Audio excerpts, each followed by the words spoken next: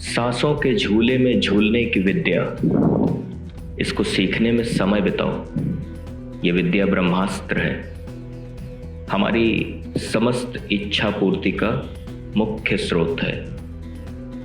यहाँ आने और यहाँ से जाने का इकलौता रास्ता है ये। ढूंढो ढूंढो इस रास्ते को, ताकि घर लौट सको पथिक, तुम घर लौट सको। देखिए, ये कुंडली हमारे पास मुंबई से किसी का मैसेज आया था। तो उन्होंने कहा कि आपने बहुत सारे जो है नेताओं की कुंडलियां पढ़ी और आपने हमारे यहाँ महाराष्ट्र के इतने बड़े नेता हैं और आप उनका ये कहना था कि आपने महाराष्ट्र में शिवसेना इतनी बड़ी जो है वो है पार्टी, उसके किसी नेता की आपने कुंडली नहीं पढ़ी। तो हमने कहा ठीक है, हम इनसे शुरू करते हैं। इनका नाम है राज ठाकरे। ये महाराष्ट्र नव निर्माण सेना के अध्यक्ष पार्टी के MNS इसको कहते हैं। ये कुंडली बढ़ी है। तो राज ठाकरे की जन्म कुंडली वृश्चिक लग्न है और मकर राशि है। तो सबसे पहले आयु की गणना कर लें। तो लग्नेश मंगल द्वि स्वभाव में है, अष्टमेश का बुध द्वि स्वभाव में, मध्य हो गई। लग्न स्थिर में है, चंद्रमा चर में है, मध्य हो गई। शनि द्वि स्वभाव में है, चंद्रमा चर में है, अल्प हो गई। दो तरह से मध्य है ना। तो मध्य के जन्म कालखंड में जन्म कुंडली है।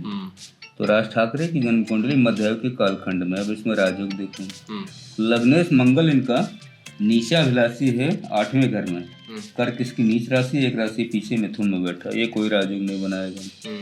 पंचमेश का गुरु इनका 10वें घर में आ गया और ये यहाँ बहुत ताकतवर राजयोग बनाएगा, है तो यहाँ नीचे अभिलाषी, लेकिन अपनी उच्च राशि कर्क से एक ही राशि आगे सिंह राशि में बैठा है ना। इसकी नीच की राशि मकर है, उससे 5 राशि पीछे है, लेकिन फिर भी ये बहुत बड़ा राजयोग देगा। तो एक तो पंचमेश गुरु 10वें में आ गया, ये राजयोग हुई। सप्तमेश का नवमेश का चंद्रमा अपने से 7वें तीसरे घर में बैठा है ना। और ये चंद्रमा यहाँ उच्चाभिलाषी है, वृषभ इसकी उच्च राशि है, 4 राशि पीछे बैठा है। चंद्रमा की अपने भाग्य भाव पे पूरी दृष्टि 9वें घर पे, इसलिए भाग्य भाव को ये बलवान करेगा। लेकिन भाग्य पुरुषार्थ से जुड़ा हुआ है ना। तो इनके परिश्रम से इनके भाग्य का निर्माण होगा। अच्छा, बस एक तो ये स्थिति हो गई। यहीं पर राहु की 5वीं दृष्टि आ रही है ना। अब राहु चंद्रमा की भाग्य भाव पे जब 5वीं दृष्टि आ गई तो 2 इसमें समस्याएं आएंगी। क्या? एक तो पुरुषार्थ ये बहुत होगा इनका। अच्छा। उसके अनुरूप ये राहु इनको लाभ नहीं प्राप्त होने देगा भाग्य का। यही हो रहा है और यही इनके साथ हो भी रहा है ना। कि मेहनत बहुत करते हैं है ना राजनीति में, पार्टी के लिए, जनता के बीच। लेकिन ये राहु के कारण ये इनके भाग्य का जो इनको लाभ मिलना चाहिए वो नहीं मिल पाता पूरा। ये चीज हो गई है ना। अच्छा, चतुर्थेश का शनि 5म में आ गया, एक राजयोग ये मिलेगा है ना। दूसरा राजयोग हो गया। ये शनि यहाँ पे है तो नीचे अभिलाषी, मेष इसकी नीच राशि है और उससे एक ही राशि पीछे मीन में बैठा है, लेकिन ये राजयोग देगा, बहुत बड़ा राजयोग है ये भी। सप्तमेश का शुक्र 7वें घर में बैठा है, ये कोई यहाँ राजयोग नहीं देगा। और दशमेश का सूर्य इनका 8वें घर में आ गया। सूर्य यहाँ पे उच्चाभिलाषी है, तुला इसकी नहीं नीचाभिलाषी है। ठीक है, नीचाभिलाषी। तुला इसकी नीच राशि है और 4 राशि पीछे मिथुन में बैठा, ये भी कोई यहाँ राजयोग। तो 2 राजयोग इसमें मिलेंगे। एक पंचमेश का गुरु 10वें घर में नीचाभिलाषी और एक चतुर्थेश का शनि 5म घर में नीचाभिलाषी। 2 राजयोग बनेंगे। अच्छा, धन भाव की स्थिति, धन भाव का मालिक गुरु इनका 10वें घर में बैठा है। धन की स्थिति में कोई दिक्कतें नहीं है ना। धन पर्याप्त मात्रा में इनके पास होना चाहिए। 1 2 3 4 5 गुरु की 5वीं दृष्टि भी धन भाव पे आ रही है अपने घर पे, तो इसलिए धन भाव की स्थिति मजबूत है। गुरु की 7वीं दृष्टि आई 4थे घर पे और 9वीं दृष्टि आ गई 7 8 9 6ठे घर पे, तो धन भाव की स्थिति ठीक हो गई। पत्नी भाव में मालिक शुक्र जो है स्वग्रही बैठा है यहाँ पे, है ना। तो पत्नी इनकी और शनि की यहाँ तीसरी दृष्टि है, ठीक है, शनि शुक्र। तो पत्नी की स्थिति इनकी बहुत बलवान है, अच्छी स्थिति है ना। संतान भाव का मालिक गुरु इनका राजयोग दे रहा है, इनकी जो संतानें होंगी वो बहुत गुणवान होंगी। अच्छा। हाँ। अच्छा। और बहुत कामयाब होंगी। हाँ, अपनी शिक्षा दीक्षा में। हाँ। और राजनीति में भी अगर आएंगी तो अच्छा, हाँ, अच्छी सफलता मिलेगी संतानों को। संतान पक्ष भी मौजूद है। करियर की जहाँ तक बात है, करियर का मालिक इनका दसम घर का सूर्य जो है यहाँ पे नीचा विलासी है ना। तुला नीच राशि, 4 राशि पीछे, वो भी 8वें घर में बैठा है। हाँ, अब यहाँ पे खष्ठेश मंगल है ना, लग्नेश से खष्ठेश भी है। तो 2 चीजें हैं। क्या? अष्टमेश भी यहाँ पड़ा हुआ। ये एक क्या कारण बनता है कि ये राजनीति में अभी तक सफल नहीं हो पाए कायदे से। हाँ, ठीक बात है ना। हाँ। जैसे होना चाहिए। हाँ। क्योंकि शिवसेना में जब से बंटवारा हुआ, इन्होंने अपनी अलग पार्टी बनाई, तब से विधायक तो इनके काफी हुए, है ना, कई बार बहुत विधायक जीते। लेकिन ये राजनीति में जिस तरह से चाहिए, मतलब ये मुख्यमंत्री नहीं बन पाए, मुख्यमंत्री जिसे नहीं बन पाए, है नहीं, या केंद्र में बड़े पद पर नहीं पहुंचे। जबकि बाला साहेब ठाकरे से बड़ा तो कोई राजनेता महाराष्ट्र में है नहीं, है नहीं। तो उन्हीं के भतीजे भी हैं राज ठाकरे जी। तो अब इन्हीं सब कारणों से है कि 10वें से 8वें घर में है। अच्छा। नीचा अभिलाषी, है नहीं, खष्ठेश मंगल है। इनके पीछे तमाम षड्यंत्र भी चला करते हैं लोगों के, पार्टियों के, होता रहता है ना, इनके साथ। तो ये इन सारे कारणों की वजह से अभी तक जो राजनीति में इनको अच्छी सफलता मिलनी चाहिए, वैसी सफलता नहीं मिल पाई, अभी तक नहीं मिल पाई। जबकि ये बोलने में बहुत अच्छे हैं। हाँ, स्पीकर तो ये ठीक है। हाँ? लेकिन थोड़ा एग्रेसिव स्पीकर है। हाँ, एग्रेसिव तो चूंकि वृश्चिक लग्न है, मंगल की लग्न है। अच्छा, इसी वजह से। हाँ, और सूर्य के साथ मंगल बैठा है, सीधी सी बात है, एग्रेशन तो होगा ही करेगा। मतलब बोलने में लग्नेश सूर्य के साथ वो खरी खोटी सुना देंगे, बिल्कुल सुना देंगे। जो चीज पसंद नहीं आएगी बोल। हाँ, मुंह में नहीं, अंदर नहीं रखते बात, सीधी सीधी बोल देते हैं, है ना। इसी कारण से ये सारी स्थितियां हैं। अच्छा, ये बताइए। अब इसमें एक ही चीज जो हमारी समझ में आती है, जब कभी इनको गुरु की महादशा मिलेगी, अच्छा, या शनि की महादशा मिलेगी, 2 राजयोग इनके पास है, तो ये राजनीति में चमकेंगे, है नहीं। अगर इन दोनों महादशाओं में से कोई दशा न मिली तो फिर भगवान ही जानते होंगे, मैं नहीं जानता। अच्छा, इसमें यहाँ राहु के साथ में शनि है, तो इसमें राहु का रेमेडी कराने वाली ना। हाँ, चूंकि राहु यहाँ भाग्य भाव को प्रभावित कर रहा है, और राहु की 9वीं दृष्टि लग्न पर आ रही है नहीं, 5वीं दृष्टि यहाँ गई भाग्य भाव पे, यहाँ चंद्रमा को खराब करेगा, कर्क राशि को खराब करेगा। और 7वीं दृष्टि गई यहाँ एकादश घर पे, 11वें घर पे, वहाँ कोई दिक्कत नहीं है।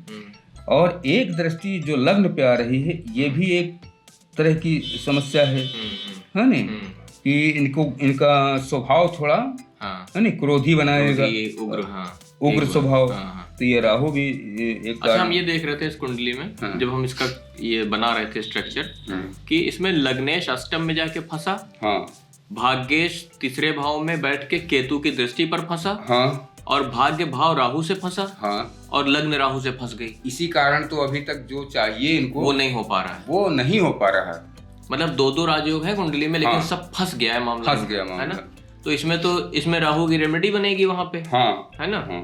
तो ये 9वां भाव छूटेगा, केतु की रेमेडी बनेगी, चंद्रमा मुक्त होगा, और मंगल की भी रेमेडी बनेगी, अष्टम भाव में बैठा है नहीं, उसकी रेमेडी नहीं है ना? नहीं, मंगल की थोड़ी पूजा पाठ तो करते हैं, उससे पूजा पाठ तो करते, लेकिन मंगल की रेमेडी की कोई जरूरत नहीं है। लेकिन ये मंगल जैसे लग्नेश अष्टम में बैठेगा तो ये चोट चपेट ये सब करेगा। हाँ, वो कभी कभार तो बचपन में इनको चोट की स्थिति बनी होगी, कभी चोट चपेट दुर्घटना ये सब 8वें घर में, क्योंकि 8वां घर बलवान भी है ना, अष्टमेश वहाँ बैठा है सूर्य के साथ में। इनके हमको लगता है, अब जैसे ये महाराष्ट्र में तो बहुत सारे, बॉम्बे में बहुत सारे एस्ट्रोलॉजर हैं, तो ये संपर्क तो करते ही होंगे। बिल्कुल करते होंगे, और रेमेडी इन्होंने कराई भी होगी। अब चूंकि ये फंसी हुई है कुंडली, अब ये है कि रेमेडी अगर आत्मज्ञानी की रेमेडी लगी नहीं, अगर कराई होगी तो किस ग्रह की रेमेडी हुई है, ये भी तो बात है। ये भी बात है। हमने जैसे बताया कि सारी कुंडली केवल राहु ने बांध रखी है। पूरी बंधी हुई है। सूर्य और राहु 2 ग्रह, सूर्य ने भी तीनों त्रिकोण राहु बांधे हुए है ना। तो अब राहु सूर्य का अगर इसमें उपाय किया जाए है ना, तो फ्री होए थोड़ा है, तो कुंडली फ्री होगी। बाकी ये इसमें जैसे 2-2 राजयोग हैं, इसमें हो कुछ नहीं पाएगा। क्योंकि वो तीनों त्रिकोण बंधे हुए, ये राहु सूर्य फंसाए रहेंगे। ये फंसाए रहेंगे। इनको लगेगा कि हम ये हो जाएंगे, ये हो जाएंगे, ये पद पे आ जाएंगे, लेकिन वो हो नहीं पाएगा। ठीक बात है। चलिए, तो खैर ये तो अब देखिए, जितनी देर कुंडली के ऊपर बैठे रहेंगे ना, तो उतनी देर और कैलकुलेशन होती रहेगी, तो उसका बहुत ज्यादा कोई मतलब है नहीं ऐसे, है ना। हम तो कुंडलियां इस वजह से आपसे पढ़ाते हैं, हमारा मेन उद्देश्य रहता है अध्यात्म की चर्चा करना इस चैनल पे।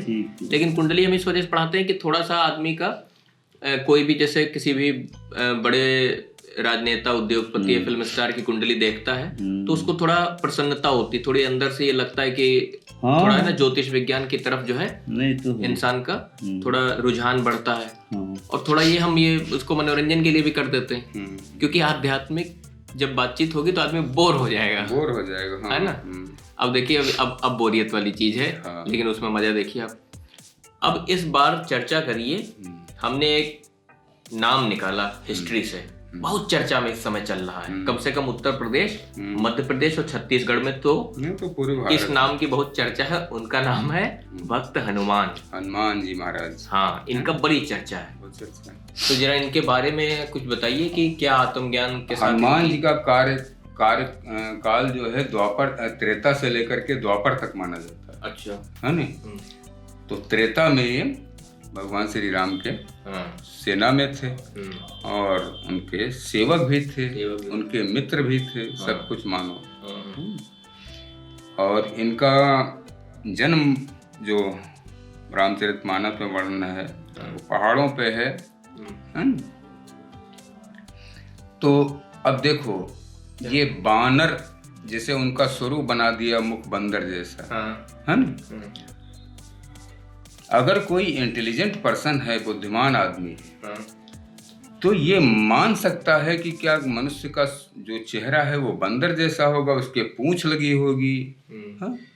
कम से कम मैं तो ऐसा नहीं मानता। बानर का वास्तविक जो अर्थ है वो मैं बताता हूँ, जो शायद शास्त्रों में भी नहीं होगा। हो सकता है बहुत सारे लोगों को समझ में ना आए। बानर का अर्थ है कि बन नर, जंगल में रहने वाला। 2 शब्दों से बना है, बन और नर। नर माने मनुष्य, बन का अर्थ है जंगल। तो जंगल में जो निवास करने वाले लोग थे, उनको बानर कहा जाता था। उनको बानर कहा जाता था, बन्नर संस्कृत में। ठीक बात है ना।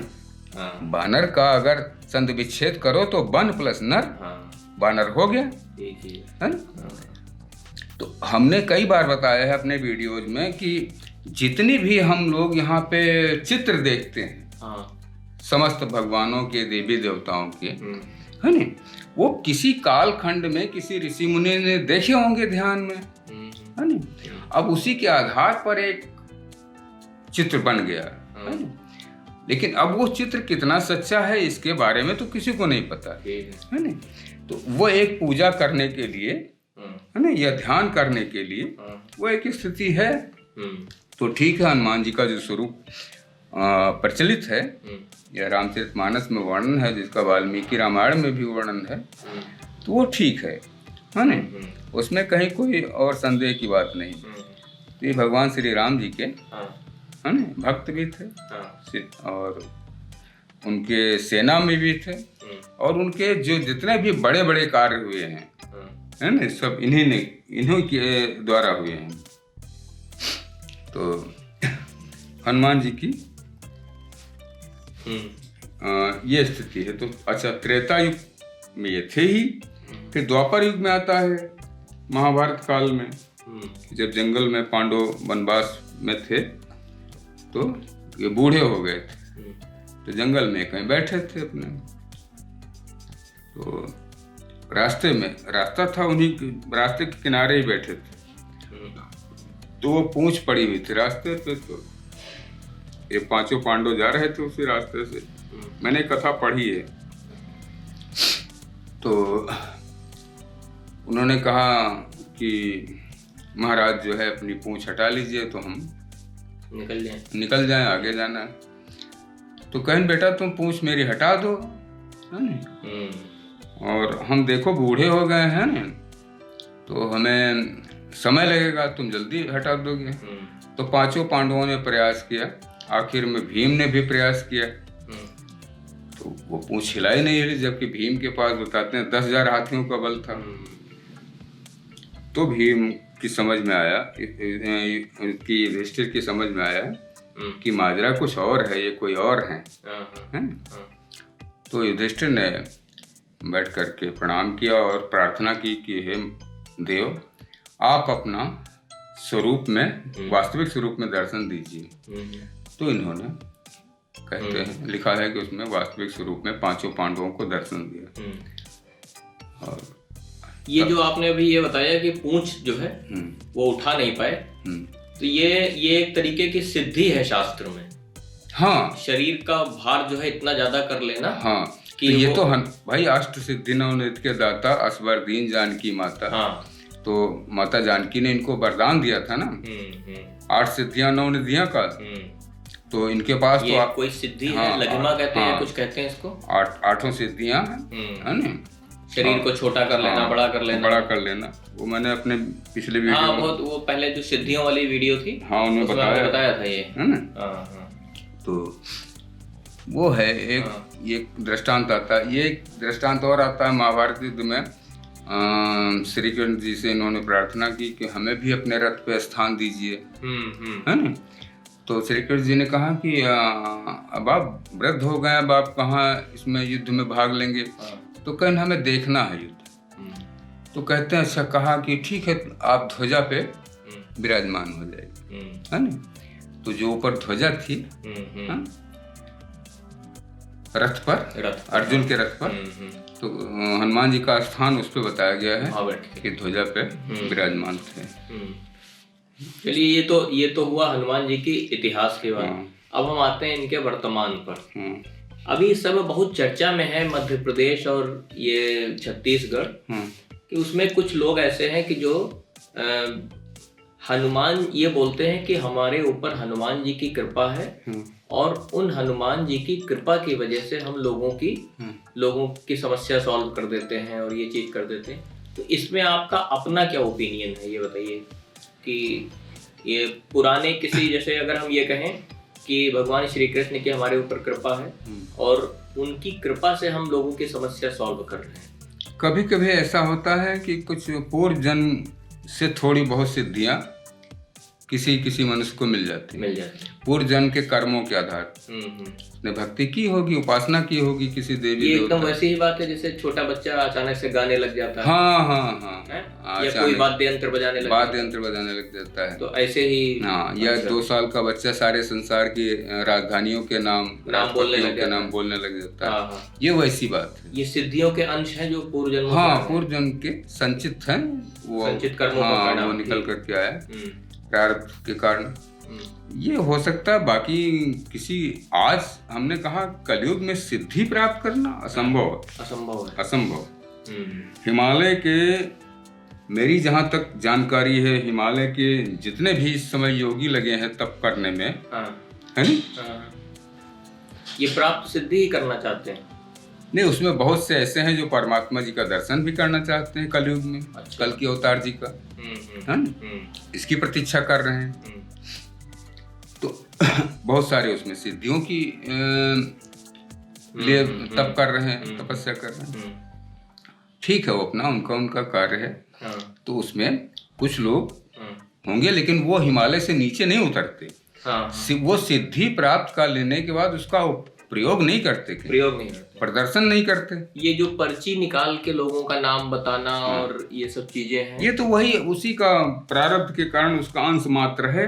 अच्छा। हाँ, जो इनके अवचेतन में पड़ा हुआ है, अवचेतन मन में, उसी का कारण है। उसका छोटा सा जो है। हाँ, अब उसको किसी अपने घर पे बैठ करके कोई कर सकता, किसी पीठ पर बैठ करके कर सकता। अच्छा। कहीं ये प्रयोग ये लोग कर रहे हैं इसको। अच्छा। और हमने देखा उसको मीडिया बुना रही है बढ़िया। हाँ, अरे मीडिया का तो काम है यही चमत्कार देखना, है ना, मीडिया उसको बनाती रहती है। लेकिन इसके चक्कर में हमको ऐसा लगता है कि जो ये शास्त्र हैं इनको कोई पढ़ता ही नहीं है। शास्त्र पढ़ना का किसी के पास समय नहीं। हाँ, सब अपने उसी दाल रोटी में के पीछे परेशान है। हाँ, शास्त्र कौन पढ़ेगा कलयुग में बैठ करके। हाँ, हाँ?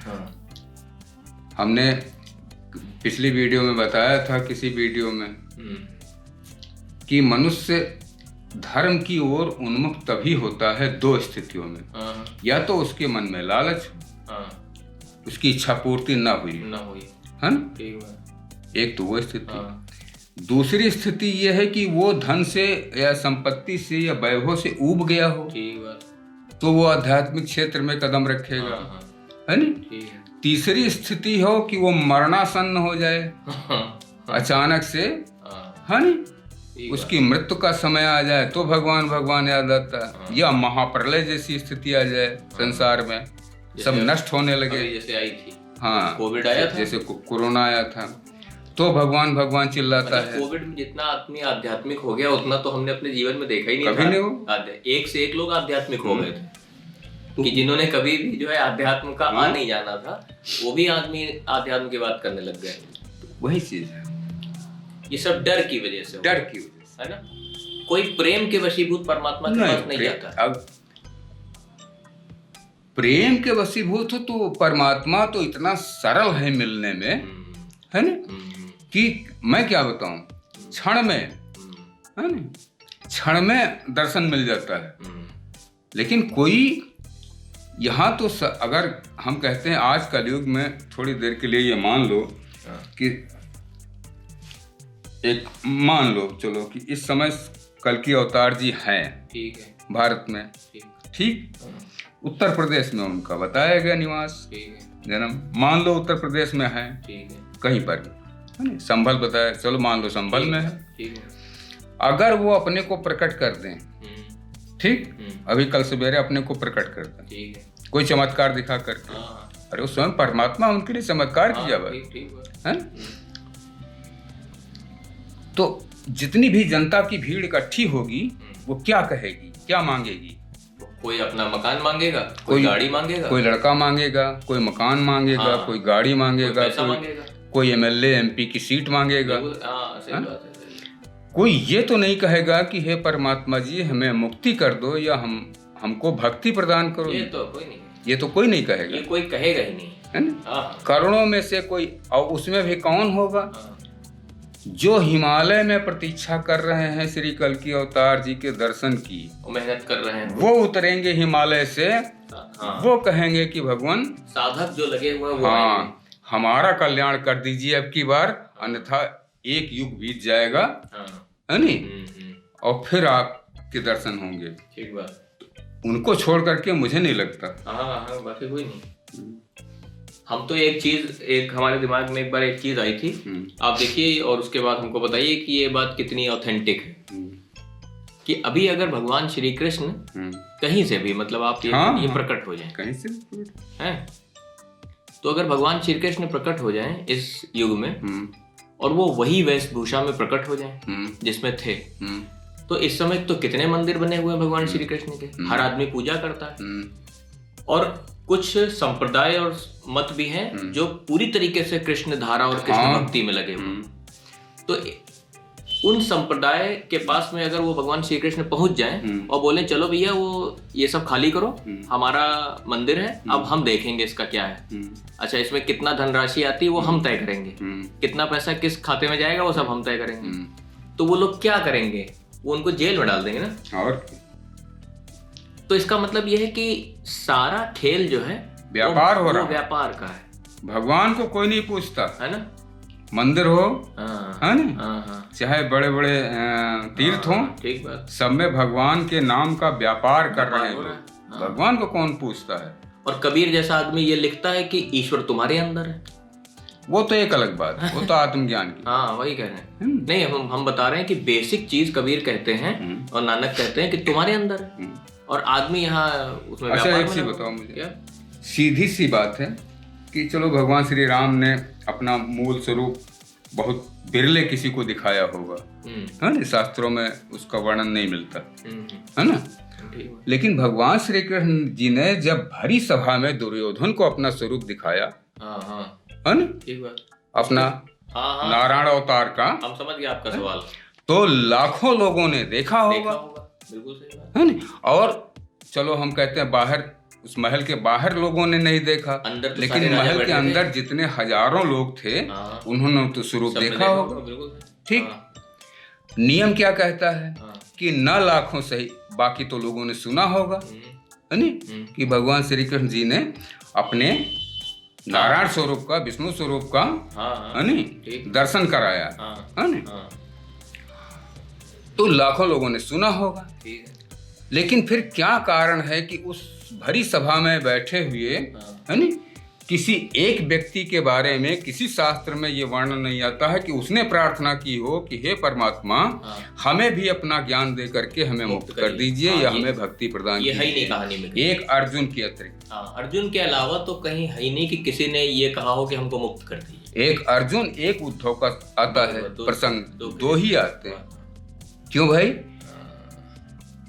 क्यों नहीं? का मतलब हमको क्या लगता है कि हर युग में जब जब कोई इंसान आत्मज्ञान को उपलब्ध होता है तो उससे जुड़े हुए लोग और उसको फॉलो करने वाले लोग सिर्फ अपनी कल्पना को सिद्ध करने के लिए उसके साथ रहते हैं। बस उनको मुक्ति उक्ति नहीं चाहिए, उनको चाहिए मकान, गाड़ी, पैसा, धन बढ़े उनका, ये बढ़े वो बढ़े। मैंने कहा कि अभी मान लो श्री कल्कि अवतार जी प्रकट हो जाए तो इंसान क्या मांगेंगे? सारे संसार के लोग माया मांगेंगे। कोई ये नहीं मांगेगा कि हमें मुक्त कर दीजिए, हमें ज्ञान दीजिए, हमें भक्ति दीजिए, कोई नहीं मांगेगा, कोई नहीं मांगेगा। करोड़ों में से कोई बिरला होगा एक जो ये बात इसकी प्रार्थना करेगा कि हमें भक्ति दीजिए, ज्ञान दीजिए, मुक्ति दीजिए, दर्शन दीजिए मूल स्वरूप का, है ना, नारायण। और ये जो व्यापार चल रहा है तो आपको इसमें ऐसा लगता है कि ये व्यापार इस वजह से चल रहा है क्योंकि सबको पता है कहीं ना कहीं बहुत ही सबकॉन्शियस। अच्छा, अगर ये व्यापार नहीं है तो कई बार न्यूज चैनलों पे मैंने देखा है कि महाकालेश्वर मंदिर में पुजारी लट्ठम मचाते हैं आपस में, लड़ाई कर लेते हैं, है ना, चढ़ावे के लिए।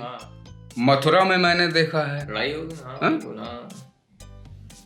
हाँ, हम समझ गए आपकी बात। मंदिर पे तो ये क्या बात, अगर पुजारी सच्चा भक्त है परमात्मा का, है नी, तो उसे ईश्वर के सहारे अपने को छोड़ देना चाहिए कि हमारे भाग्य में जो भगवान लिखे होंगे वो हमको चढ़ावा मिलेगा।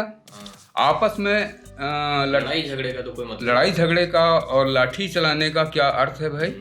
सही बात। इसका मतलब है सारा ध्यान कहाँ है तुम्हारा? व्यापार में लगा हुआ, उस चढ़ावे में लगा, भगवान में नहीं लगा। सही बात, बिल्कुल सही। ये तो बात एकदम करेक्ट है। तो भाई यही चीज है। देखो हर मंदिर पे झगड़े होते हैं, हर जगह, और पुजारियों में ही होते हैं। हम तो न्यूज़ पे कहीं देखो तो पुजारियों में, तीर्थयात्रियों में हो जाता है, तीर्थयात्रियों में लड़ाई हो जाती है ना। अब पुजारी कहता है नहीं यहाँ 1001 चढ़ाओ, अब तीर्थयात्री कोई गरीब आदमी है, उसके पास नहीं है उतना पैसा, तो वो बेचारा कहाँ चढ़ाएगा? ये तो हर उसमें होता है। ये तो पर्सनल हमारे साथ भी हो चुका। हम गए थे वहाँ बनारस, हाँ, तो वो कह रहे हैं 101 रुपए यहाँ चढ़ाओ, 501 यहाँ चढ़ाओ, 501 यहाँ चढ़ाओ, वही चीज। अच्छा, और भगवान कुछ नहीं कह रहा भाई। भगवान को कोई क्या देगा? भगवान चुपचाप बैठा हुआ मूर्ति के अंदर, वो कुछ नहीं बोल रहा। भगवान स्वयं इंसान व्यापार में लगे हुए हैं, स्वयं सबका जीवन चलाते हैं, वो क्या, उसको क्या देगा? हमको क्या देगा कोई? बाकी ठीक। हाँ ठीक है, चलिए, अच्छी बातचीत हुई। यही सब हम बातचीत करना चाहते हैं इस चैनल पे। लेकिन अब यह है कि बिना ये कुंडलियों के आध्यात्म को कौन सुनेगा? तो ये हमको लगता है आध्यात्म एक कड़वी दवा है जिसको इन कुंडलियों रूपी जो है शहद में मिला के देना पड़ता है। तो आदमी आध्यात्मिक चर्चा को सुनेगा, थोड़ा समझेगा, कोशिश करेगा थोड़ी।